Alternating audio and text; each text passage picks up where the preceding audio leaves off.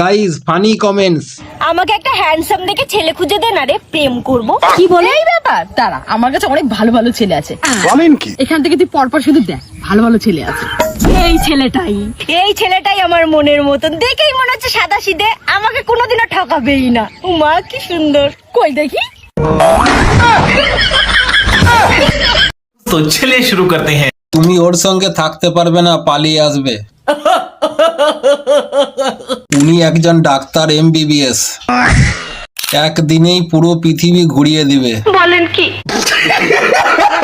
গুরুজি মাফ করে দাও, মরার খুব ইচ্ছে হয়েছে এর।